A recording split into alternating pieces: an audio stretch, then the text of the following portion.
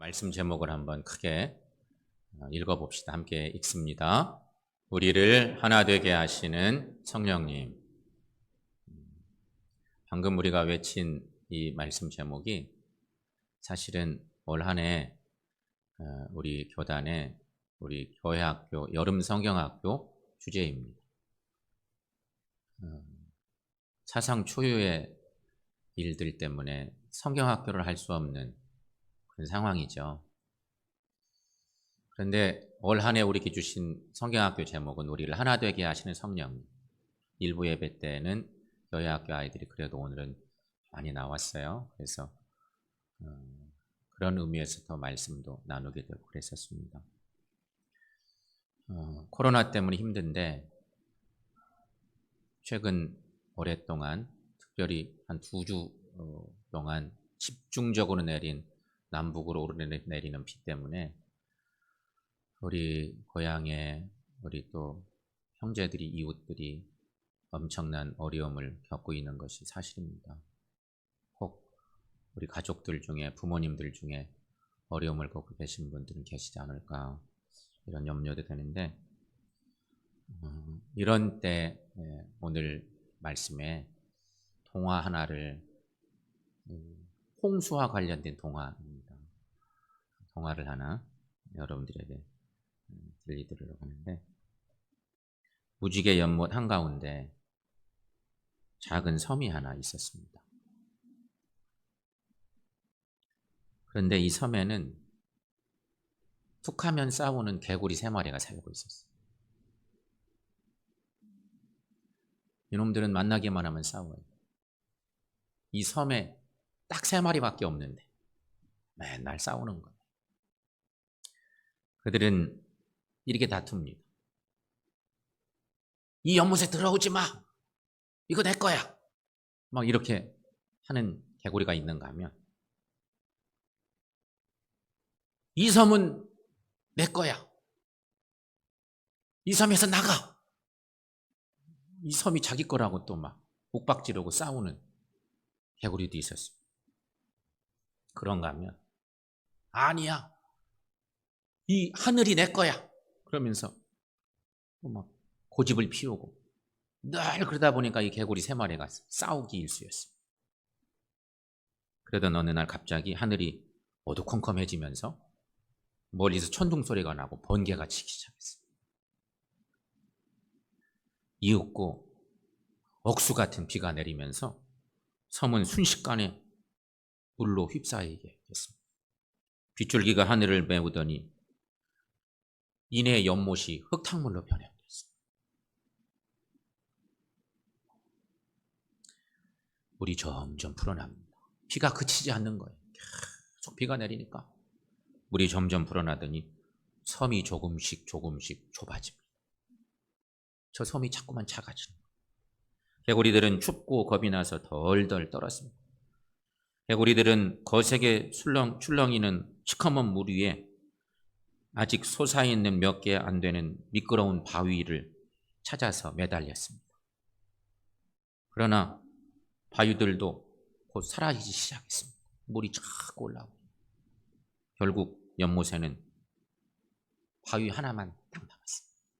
물이 다 차버리고 바위 하나만 딱 남았습니다. 개구리들은 모두 그 바위 위로 올라갔습니다. 웅크리고 앉았습니다. 좁은 그 바위, 미끄러운 바위에 개구리들이 앉아서 겨우 몸만 지탱하고 있습니다. 그런데 웬일입니까? 이상하게 셋이 그렇게 붙어 있으니까 점점 무서움도 덜해지고 마음이 든든해지기 시작했습니다.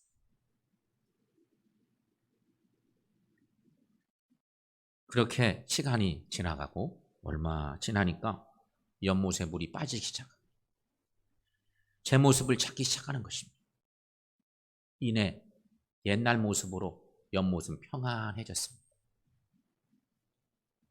그런데 놀랍게도 이 개구리들은 더 이상 다투지 않고 사이좋게 지내게 된다 하는 얘기. 여러분, 모두가 하나 되어 사는 것을 화평이라 얘기합니다. 그런데 사람들은 다 원하죠.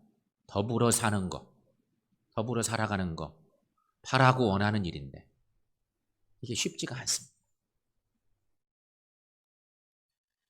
함께 어울려 살지 못하는 사람들 있죠. 함께 어울려 살지 못하는 사람, 앙숙관계인 사람, 원수관계인 사람, 이런 사람들은 함께 어울려 살기가 어렵습니다. 그런데 앙숙관계, 원수관계를 화해시키는 것은 정말로 쉽지가 않습니다. 여러분도 혹시 그 상처 입어서 서로 막 말도 안 하는 사람 화해시키려고 노력해 본 적이 있을 텐데 그건 결코 쉽지 않습니다. 하지만 여러분, 우리 예수님은 그 어떤 경우에도 모두를 하나 되게 하시는 은혜의 주님이심을 믿습니다. 그래서 오늘 본문 에베소 2장 14절 말씀에 유명한 이런 말씀이 있습니다. 여러분, 그 말씀 함께 읽습니다. 그는 우리의 화평이신지라 돌로 하나를 만드사 원수된 것 곧 중간에 막힌 담을 자기 육체로 하시고. 바울 사도는 예수님이 우리의 화평이시다 이렇게 선언하고 있습니다. 오늘 우리는 이 말씀을 잘 붙들 필요가 있습니다. 바울이 왜 이런 얘기를 했을까? 예수님이 우리의 화평이시다. 왜 이렇게 얘기했을까요? 그 이유는 예수님이 중간에 막힌 담을 당신의 육체로 허무셨기 때문이라는 것이죠. 여러분, 이것이 복음의 진리입니다. 근데 그것을 바울은 이렇게 살짝 돌려서 얘기한 거예요. 여기서 그는 우리의 화평이신 자리 이렇게 말씀하고 있는데, 우리는 바울이 예배소 교회를 향해서 편지를 쓴 서신 속에 있는 말씀인데, 바울의 선교 여행을 놓고 보면 예배소는 이방 지역의 한 가운데쯤 됩니다. 바울의 선교 여행의 한 중심쯤 됩니다. 위치적으로 바울이 여기에서 오랫동안 사역했어요. 예배소 교회, 바울이 너무 사랑한 교회. 예배소 교회 안에 실제적으로 갈등하고 있는 요소가 있었어요. 그것이 바로 유대인과 이방. 그래서 여기서 그는 우리와 화평이신지라 이렇게 얘기하고 있는데, 이 우리는 1차적으로 유대인과 이방인을 가리켜요. 우리가 아는 유대인과 이방인 문제는 우리가 아는 것 그 이상으로 깊은 아픈 문제들이 많아요. 특별히 바울 당시에는 유대인과 이방인은 원수관계, 앙숙관계의 최고의 상징이었어요. 유대인 중심의 이런 것들이 강하다 보니까 이방인들은요, 사람 취급도 안 해요. 교회 안에도 똑같아요. 교회 안에도 유대인 그리스도인이 있고 이방인 그리스도인이 있는데, 예배소 교회는 그때 이방인 땅에 있는 유명한 교회였어요. 교인이 되어도 그걸 잘 못하는 거죠. 그래서 바울이 얘기하는 거예요. 여기서 우리는 유대인과 이방인 1차적으로 얘기하는 거죠. 그런데 이 말씀은 사실은 온 인류를 향한 말씀입니다. 특별히 오늘은 평화통일주일인데, 이 8월에 평화통일주일 예배를 드리면서 우리에게 주신 말씀이니까 이 말씀은 분단된 우리나라를 가리키는, 우리나라를 향한 하나님의 말씀이기도 하다 하는 것이죠. 오늘 말씀 중에 보면 중간에 막힌 담을 육체로 허물었다, 이런 표현의 말씀이 있습니다. 중간에 막힌 담을 육체로 허물었다, 이것은 예수님의 십자가를 얘기합니다. 글로 쓰니까 이런 표현이지, 바울이 얘기를 쓸 때에는 예수님의 십자가 사건을 이 글을 읽는 성도들로 하여금 기억해 한 그런 표현의 말씀인 거예요. 예수님의 십자가 처형 사건은 율법의 결과였습니다.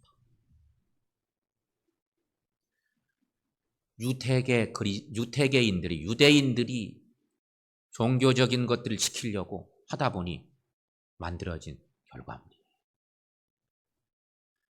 율법을 훼손했다는 이유로 예수님은 십자가에 처형당하셨죠. 율법의 진수인 안식일에 병자를 고치신 사건은 예수님이 율법을 범한 것이에요.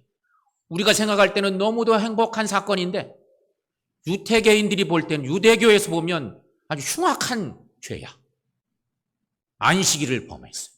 안식일 날 감히 병자를 고쳐? 안식일법의 진수에 해당하는, 이 율법의 진수로 해당하는 안식일인데 그렇게 한 거죠. 결국 여러분, 예수님은 율법의 수호기관이라 할 산헤드린 앞에서 재판을 받으셨고 로마 총독 빌라도에게 넘겨졌습니다. 예수님을 넘겨받는 빌라도는 로마법에 따라서 예수님을 십자가형에 선고합니다. 산헤드린 종교법과 로마의 실정법은 모두 다 율법 같은 것입니다. 결국 종교법과 실정법에 의해서 예수님은 십자가에 처형당하신 것입니다. 사진에 보는 것처럼 저렇게 율법의 결과로 예수님이 율법을 어긴 존재가 되어서 꼼짝없이 십자가에 처형당하셨습니다.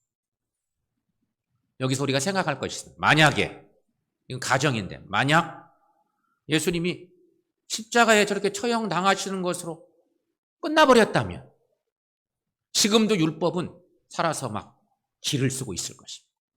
율법이 다 진리인 거죠. 율법대로 해야 되는 거예요. 여전히 유대인들은 기세등등하고 유대인들은 죄인이고 하나 될 수 없고 그랬을 것이 분명합니다. 그러나 하나님은 우리 예수님을 죽은 자 가운데서 살리셨습니다. 부활의 은혜를 주신 것입니다. 예수님의 부활로 이제 유대교의 종교재판과 로마의 정치재판은 불이하다는 사실이 만천하에 드러났습니다. 예수님의 부활로 율법주의가 끝난 것입니다. 이것을 오늘 본문 15절은 이렇게 증거해내고 있습니다. 오늘 본문 15절의 앞대목의 말씀입니다. 여러분 한번 읽습니다. 법조문으로 된 계명의 율법을 폐하셨으니. 사실 바울이라 이런 표현 썼을 거예요. 성령의 감동으로 쓰게 한 표현들이지만 바울이 이런 표현을 쓰면서 십자가의 구원의 은혜를 글로 표현하는 거예요. 생생하게. 법조문으로 된 계명의 율법을 폐하셨습니다. 참으로 놀라운 이야기입니다. 그렇습니다, 여러분. 예수님의 부활은 율법의 폐기 처분입니다. 율법의 힘은 십자가 처형까지만 해당합니다. 예수님을 몰아붙여서 십자가에 죽기까지 한 거죠. 율법은 금요일의 폭력이며 비극입니다. 그 뒤로 주일 새벽까지 세상은 침묵을 지켰습니다. 율법이 승리한 것처럼 보이는 어둠의 시간들이었습니다. 그러나 3일 만에 예수님은 율법의 족쇄를 끊으셨습니다. 그래서 율법은 더 이상 인간의 운명을 지배할 수 없게 되었습니다. 또한 예수님의 부활은 율법을 근본적으로 해체한 것입니다. 그래서 주님의 부활이 은혜인 거죠. 예수님의 부활은 세상의 평가 기준을 부정합니다. 유대인과 이방인의 차이가 있을 수가 없는 것입니다. 부활 때문에. 더 이상의 쓸데없는 다툼이 있을 수 없습니다. 예수 안에서 완전 새로운 삶을 얻게 되었다는 것이죠. 이게 주님의 부활의 은혜인 것입니다. 그 은혜로 사는 것이 우리들이고 교회 안에 사는 우리들은 당연히 주 안에서 하나 되어 살아야 되는 것이죠. 5사람이 타고 있는 우주선이 우주를 여행하고 있었습니다. 미래 세대는 여러분 우주여행 시대라고 하죠. 이미 그것이 시작됐어요. 5사람이 우주여행을 하게 됐어요. 우주선을 타고 우주로 많이 날아갔습니다. 그런데 안타깝게도 산소 공급기가 고장났습니다. 우주선 안에 산소를 공급해줘야 사람이 살자. 그 공급기가 고장난 거예요. 지구로 돌아갈 때까지 남아있는 산소는 겨우 2인분밖에 없어요. 5사람이 거기 타고 있는데 2사람분밖에 남지 않았어요. 큰일 났잖아요. 이거 어떻게 할까? 산소는 2인분밖에 없는데 사람은 5사람이니 이 난국을 어떻게 헤쳐나갈까? 토론이 벌어졌습니다. 젊은 사람이 우선적으로 살아남아야 할까? 아니면 연장자를 우대에 들여야 될까? 답이 없습니다. 가위바위보를 해야 할까? 아니면 힘의 논리로 그냥 힘센 사람이 살아남고 나머지를 죽게 하는 것이 나은 걸까? 문제가 났습니다.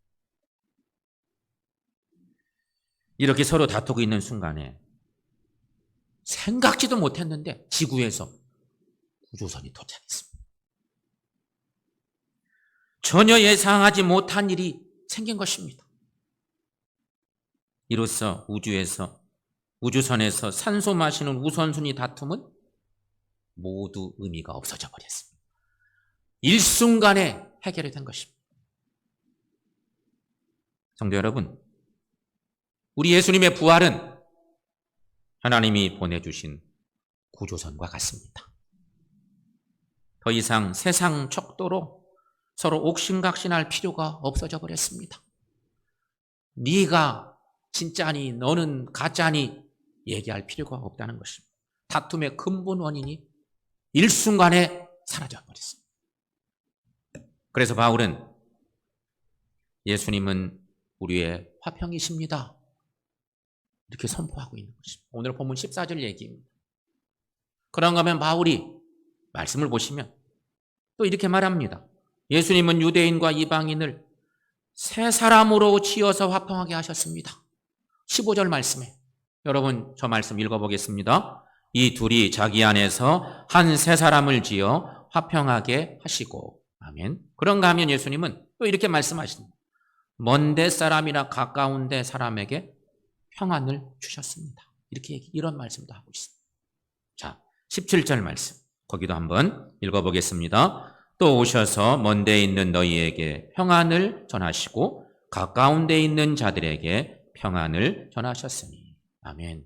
여기 오늘 바울이 전하고 있는 말씀들 속에 보면 성경은 화평, 평안이라는 말을 계속 쓰고 있습니다. 화평과 평안. 단어적으로는 다른데 헬라어로는 어원적으로는 똑같은 말입니다. 에이레네라는 말입니다. 우리 찬양단이 에이레네 찬양단인데 에이레네. 헬라어로는 평안, 화평, 평화 이게 다 에이레네입니다. 에이레네는 오직 예수님께서만 주시는 평안이라는 것입니다. 그런데 유대인들은 구약시대 전통적으로 구약시대부터 계속 헬라 히브리어에서는 샬롬이라는 말을 씁니다. 그렇죠? 그들은 사람들과 인사할 때 늘 샬롬, 샬롬 인사합니다. 그런데 이 인사말을 뒤집어 보면 이들이 평안하지 못했다는 얘기입니다. 너무 불안한 사회 구조 속에서 정치적인 어떤 역학관계 속에서 늘 강대국들한테 맡기만 하고 정복당하고 늘 그래 살았기 때문에 밤새 안녕이에요. 그래서 늘 인사할 때 샬롬 하고 인사한 거예요. 주변에 여러 제국으로부터 끊임없는 침략을 받았기 때문에 늘 평화를 갈구하고 살 수밖에 없었던 사람들.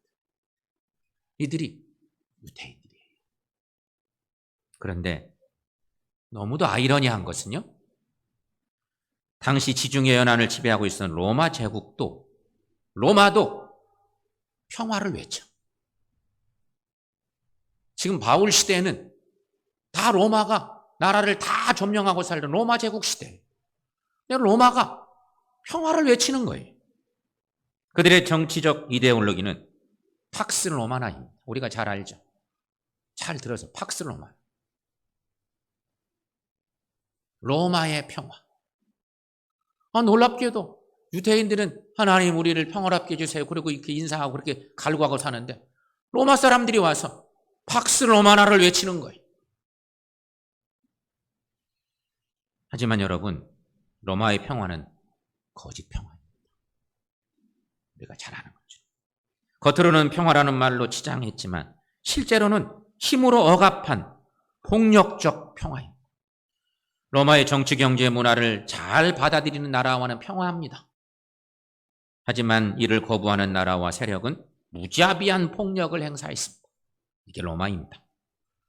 로마의 지방장관격인 유대 총독 빌라도가 예수님을 십자가에 처형시켰다는 이 사실에서도 이것을 확인해 볼 수 있습니다.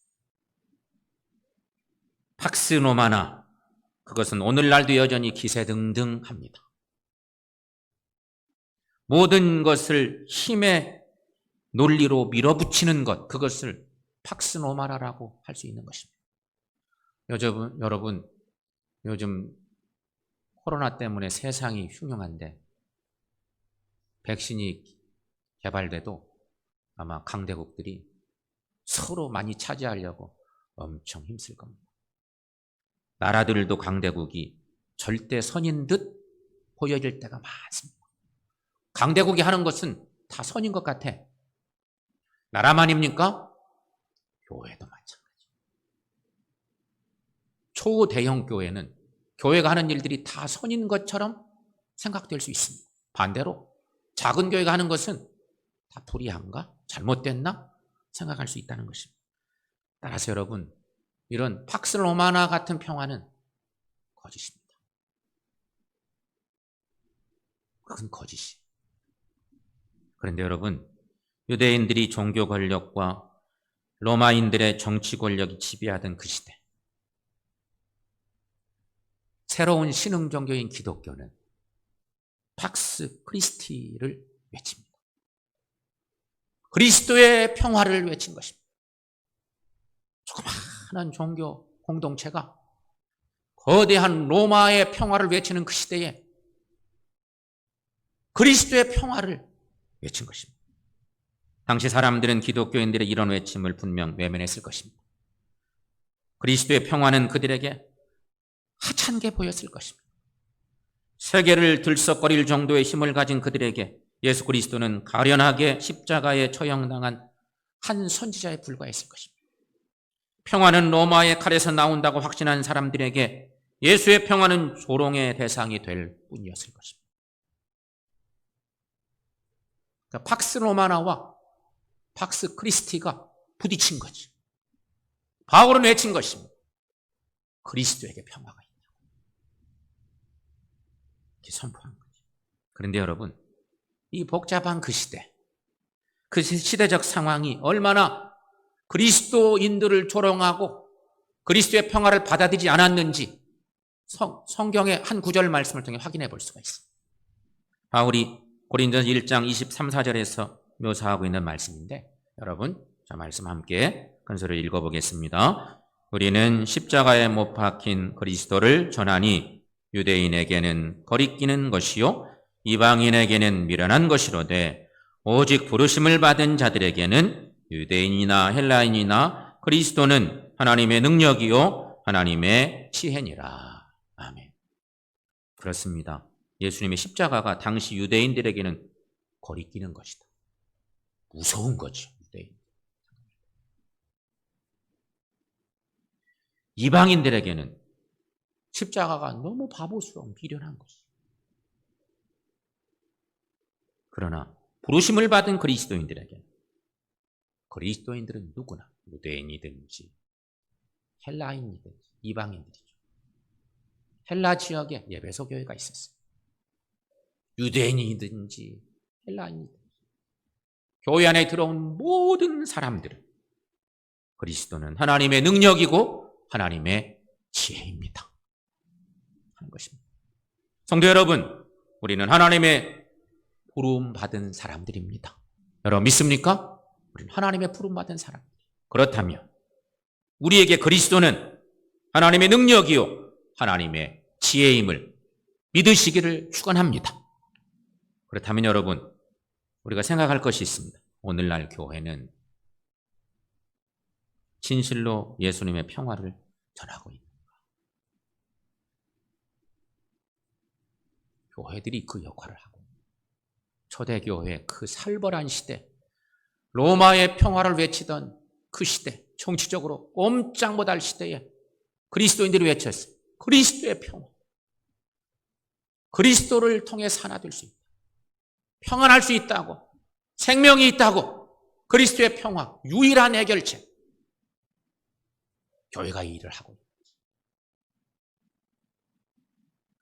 오늘날 교회가 팍스 로마나에 저항하고 있는지, 오늘날 우리 그리스도인들은 분단된 남과 북이 오직 예수님을 통해서만 하나 될 수 있다는 사실을 믿고 살고 있는지,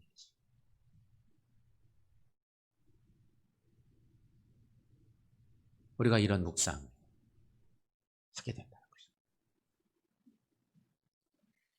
좀 더 구체적으로 우리 자신을 성찰해 볼 일이고, 나의 신앙의 모습이 결국은 교회의 신앙의 모습이기 때문에 한국의 그리스도 교회의 모습이기도 하고. 사랑하는 여러분, 우리는 믿습니다. 예수님은 이 땅의 평화의 주인이십니다. 그 믿음의 고백이 우리 심령 속에 충만하시기를 축원합니다. 그렇다면 여러분, 그 평화를 우리 삶에 어떻게 이루어 주실까? 오늘 성경은 17절, 18절 말씀에서 그 답을 찾아볼 수가 있겠습니다. 그 말씀 17, 18절 함께 읽습니다. 또 오셔서 먼 데 있는 너희에게 평안을 전하시고 가까운 데 있는 자들에게 평안을 전하셨으니 이는 그로 말미암아 우리 둘이 한 성령 안에서 아버지께 나아감을 얻게 하려 하심이라. 아멘. 사랑하는 성도 여러분, 예수님은 우리의 화평이십니다. 서로 다른 두 사람이 하나 되는 것도 진정으로 하나 되는 것, 예수님을 통해서다 하는 것입니다. 분단된 남과 북이 진정으로 평화할 수 있는 것도 평화의 주인 되신 예수님의 은혜로만 가능한 일이다. 이것은 바로 로마의 평화가 아닌 그리스도의 평화로 가능하다는 이야기인 것입니다. 사랑하는 여러분, 이렇게 함께 따라해 보겠습니다. 우리를 하나 되게 하시는 분은